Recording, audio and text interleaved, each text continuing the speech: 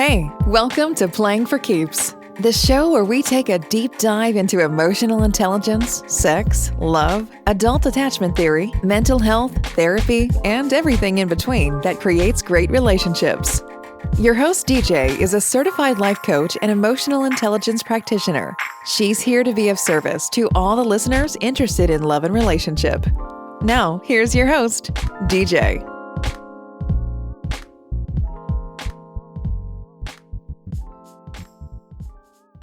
Hey everybody, it's your girl DJ with Playing for Keeps podcast, and today I have a special guest for our Dating Chronicles.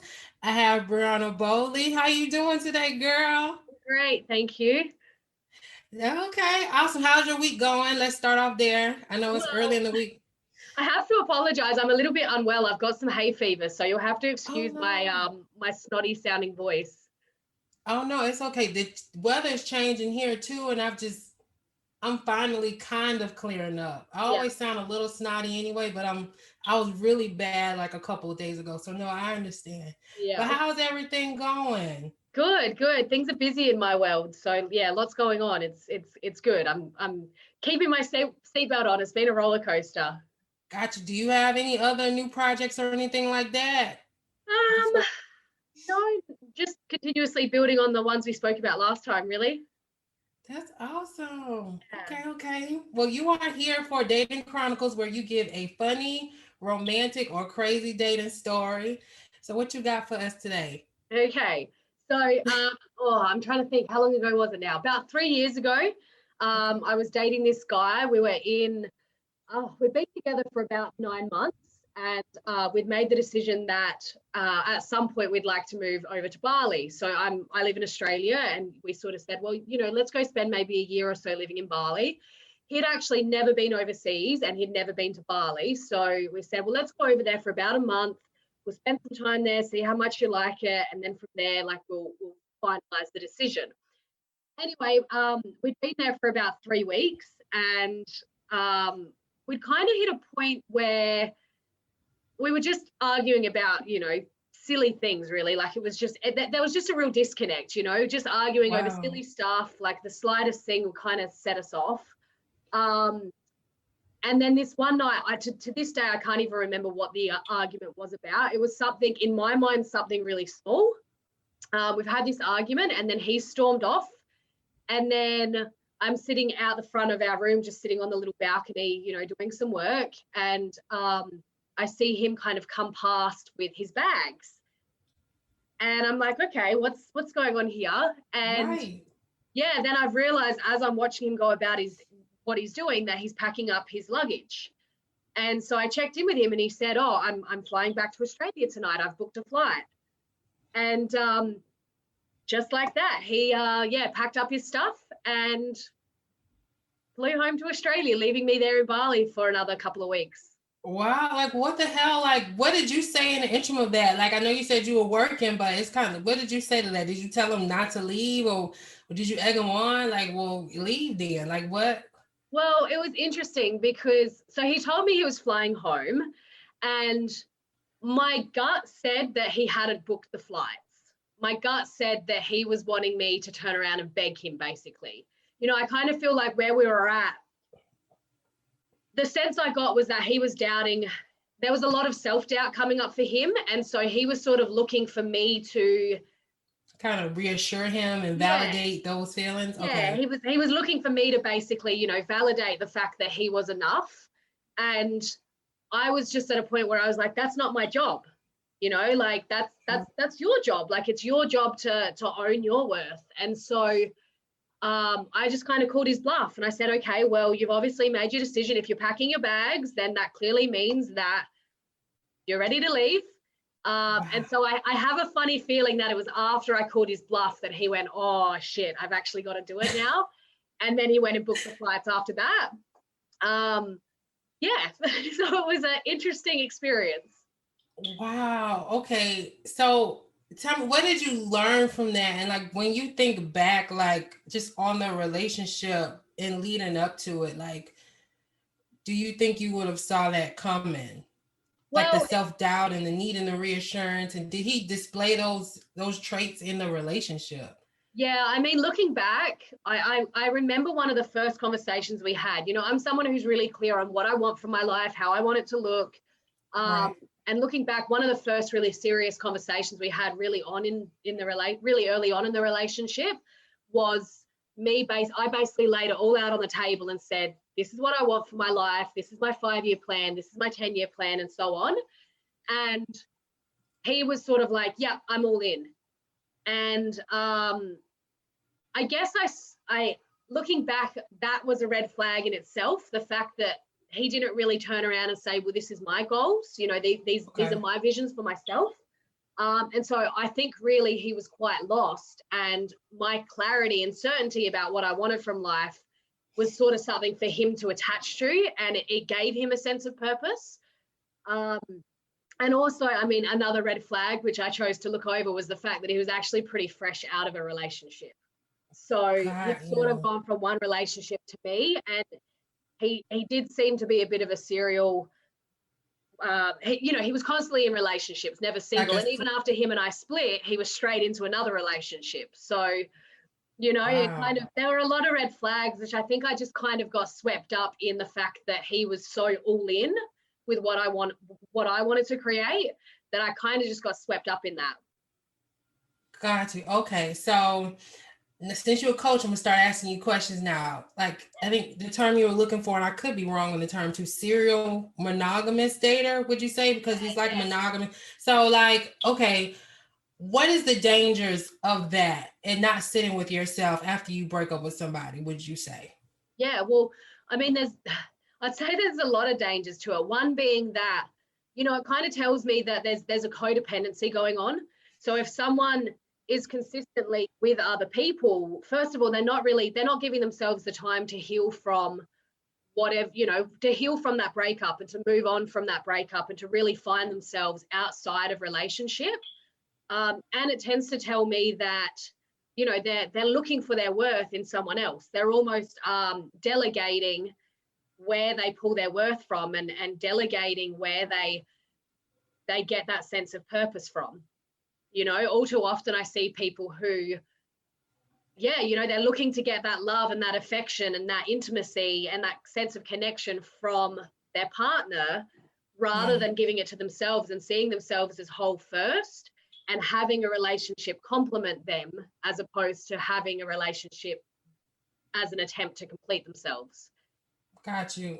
How does somebody like that find their purpose? I know you touched on it the last time we talked, but since we're on it, I love to just push it out there for real, because I feel like it's a huge problem in today's society, because that's what honestly we've all kind of been taught. It's codependency, and you're supposed to kind of look outside of yourself with quotation marks for that happiness. Like, so how does one do that, especially if there's somebody who doesn't know how to sit still to try to find their purpose? Yeah, I guess really it's about sitting with the discomfort. I mean, there's never going to be a sense of comfort in really facing off with the parts of yourself that you're not yet comfortable with. But it's first of all having an awareness that is the pattern, consistently looking outside of yourself, whether it's through a relationship or a career or money or clothes or the car or whatever it might be, or your kids. A lot of people use their kids. It's first of all noticing that pattern and then consciously choosing something else. And so really, taking that time, even when it's completely uncomfortable, even when it's painful, to really spend time alone, and to start to ask yourself the questions of, what do I really want? Like, how do I want my life to look? What do I want for myself? What lights me up? What makes me feel whole and complete? And just continuously, really getting to know yourself on a whole new level. And it's an ongoing process. I don't think anyone ever reaches that point where they're done. But really just asking yourself the hard questions and being willing to be okay if the answer's something that you maybe don't want to hear. Right. Absolutely. So like you said, you kind of got swept up. That's kind of how you kind of got caught up in a way. And one thing I've noticed is, even when we get with people who they're not exactly on our level, they kind of mirror something like kind of inside of us too. What do you think that was for you in that particular relationship? Yeah, I mean, I think there was a big element of, at that point, you know, I was still really finding who I was as a coach. And so there was still a big part of me that even though externally it looked like, you know, I was this successful coach and that, you know, I was doing all these amazing things, there was still a part of me that doubted whether I truly deserved it and whether, you know, this was really my path. And so I think having him come into my world and, you know, the experience was that he really pedestaled me, and he pedestaled the lifestyle I was trying to create, and he pedestaled what I did for work. And so that was me outsourcing my own worth. You know, that was me going, okay, well, I 50% believe in what I'm creating. The other 50% can be this guy who comes in and just goes, oh my God, this sounds amazing, you know? And so, yeah, really I was doing the same thing as him. I was trying to find my worth outside of me. And especially, I think, you know, up until that point, I'd poured so much of my time and focus into my work that I hadn't really allowed myself the space to date and to experience, you know, being in a relationship with someone. And so when he came along, it was like, oh, cool. Like I can have both. I can be in business and I can also, you know, for the first time ever, like get to do both. And so, you know, it was sort of that thing of, yeah, he came along completely out of the blue. So it was like, oh, it's so perfect. This, you know, got you. Let's just dive in rather than really being patient and taking my time to actually really get to know him. Got you. So my next question for you. So, you know, they say the healthier route is to find, okay, you're doing your own thing, this person's doing their own thing, and then you guys kind of come together, right? Like you guys have your own individual goals. Of course, you can have some of the same things, but you guys have individual things going on. So I guess that codependency isn't totally there. How does that relationship really look in real life, or how do you know yet? Have you found that yet, or have you experienced that yet? Even if it didn't work out, did you ever experience that? Do you know what that looks like? Because a lot of people don't, and I think that's too what the confusion is. Like people don't really know what that looks like because again, quote unquote, you know, people are so used to seeing like just people just on top of each other, and that's just how it's supposed to work, and that's how it's a quote unquote supposed to be. Mm-hmm. Yeah, I mean, in theory, I know what it looks like. In practice, I don't believe I've experienced it to the degree that I witness it, you know, up here in my mind. Gotcha.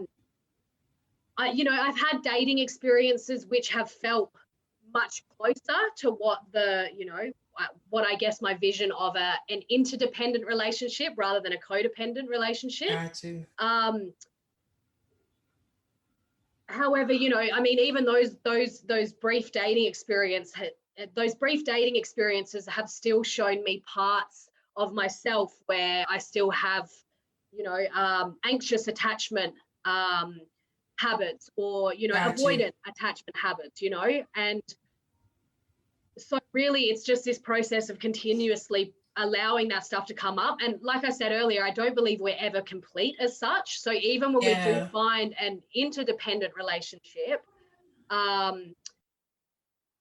we'll still have stuff come up, you know, we'll still have those abandonment wounds and those sorts of things come up. And it's about how do we manage it? How do we navigate those experiences? Do we avoid them and sweep them under the rug and continue to kind of fall victim, so to speak, to, you know, those old wounds? Or do we actually use the fact that they're coming up as the opportunity to go, okay, well, there's something here which I previously didn't know was there, and work through that, you know, together as a couple dynamic. So I have a question for you, kind of for myself. So since we touching on attachment theory, so I am a fearful avoidant. Like, so I have both. And for me, like, if the dude isn't toxic, or honestly, this is just being honest, if the dude isn't toxic, or if the dude doesn't have like a lot going on for himself, or even me, I feel like, well, maybe I can help him so I'm not bored. I get bored and I I dip out. Like, what advice would you give to somebody like that who feels like they need that hard hit chemistry in one way or the other?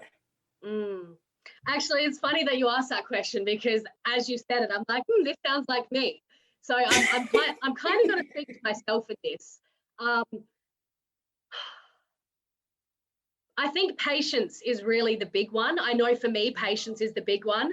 I think, yeah, my experience is that, there is that, like you said, the hard hitting chemistry, when that pops up, I'm like, yes. And I find myself falling into, these fantasies of what could be. And the lesson I keep coming back to is that, if this person, like, yes, enjoy the hard hitting chemistry, but if this person is my person, it doesn't matter whether we get together immediately, or we get together 6 months down the track, or we get together 5 years down the track. What's meant for me will not miss me. And so I get to just keep just being in the present and staying with myself, maintaining my center, and maintaining my center, and really just allowing it to play out as it will, and not making it mean anything ahead of time. That's something I'm coaching myself on, literally. That what you just said for me, and not getting sucked in completely and forgetting myself. That's really, for me, that's really what it is. Okay, I appreciate that. Just that reminder is everything. I was having a conversation with my housemate about similar stuff in my world. And one thing that he said, which when he said it, I'm like, of course, like, that's so obvious. And this was that, what's the rush? Because, like that early dating phase where you're kind of, like, you're not really sure, and there's a bit of flirting, but you kind of, you're both just trying to figure it out where the other is. That's the fun part. And once you get past that mark and you're a couple, then you've kind of got the rest of your lives together, assuming that it is a forever thing. And so why rush that initial part? And so that thought immediately just takes the pressure off of, like, we've got forever. That's true. Yeah. That's true. When you think of it like that too, I don't know, it's hard. Like I say, it's hard. Like when you meet somebody and you really like them, and it's just you think about forever right then and there, and you create these stories in your head, and it's just. And I think it's what the feminine do in a way. We're like, the feminine as such, we're multitaskers, and we can focus on a million different things at once. And so I think, I witness this all the time where men, they're very single focused. So when they're working, they're working, and there's no room to consider anything else. When they're dating, and there's no room to consider anything else. Whereas as women, like, we can be hard at work, and there's still part of our mind focusing on, what this relationship dynamic could be. And so again, it's that real lesson of patience and being completely present. I try to always, when I have that going on in my world, I try to really go, okay, well, for the next hour, I'm working. So I'm going to try as best I can to fully drop in and be completely present with work and to be in the now, and not to have these stories running in the background of, like, he hasn't texted me, or, I wonder what he's doing right now, or whatever the story might be. Got you. Okay. That's really good advice. And just another tidbit, just to add real quick. I was talking to another friend too, just kind of on her journey with this guy for the last couple of years, and it didn't end well. And she said she watched some documentary. I'll have to ask her for the name of it, but it kind of made her realize that, she was so preoccupied with this guy that she was thinking about possibly forever with him and waiting on him, that she realized, well, maybe I could have moved to another state, or maybe I could have been doing this, and maybe I could have been doing that. And she realized she wasn't really following the things she wanted to do. So again, like you were saying before, like really knowing what your purpose is too, I think will help you just not get so attached to the wrong person. Yeah. I heard Matthew Hussey talk about, I don't know whether you've heard of Matthew Hussey. I've heard of him. Mm-hmm. Yeah, he was talking about, when it comes to, again, with females, how we tend to, and that's a huge generalization, but we tend to always kind of have our focus on the person, even when we've got other things going on. Right. Matthew suggests, always come back and consider, if I had 100 better things to do than sit here and wait for him to text or wait for him to call or whatever, what would I be doing? Right. See, and then go and do those things, because then you stay in your center, you stay with who you really are before the relationship, And right. So that's been a huge one for me. When I'm waiting on the text, I'm like, hang on, what would I be doing if I had 100 better things to do than sit and wait for a text? What would I be doing? And then I go and I do those things, because it's my way of staying connected with me. And that's how I stay connected with myself now too, because before I didn't think like that. I was always preoccupied with the guy. And not saying that I don't struggle with these things, because I still do, but now I have tools to kind of lean back on and work with and really try to do the work, because I know at the end of the day, I want to live out my purpose. I don't want to ever look back 50 years from now and be like, I didn't do the things I wanted to do because I was too busy chasing a man or even just chasing a relationship I got, but I'm not fully happy in, because I didn't end up doing what I wanted to do, or I ended up by myself. So yeah. Okay, awesome. Where can the audience find you, lady? Yeah, so I'm on Instagram and on Facebook. If they search my name, Briana Bowley, so BrianaBowley. Okay, awesome. And I want to thank you for coming on. I want to thank all of the listeners for tuning in. And you can catch me at P4K Podcast or at P4K Dating. And until next time. Thank you for tuning in to today's show. If you liked this podcast, please download and subscribe. If there's anything you would like to talk about in regards to relationships, or would like to be a guest on the show to speak on relationships or get advice, you can always connect via social media at Playing for Keeps, or email DJ at info@p4kdating.com. Thank you for tuning in, and bye for now.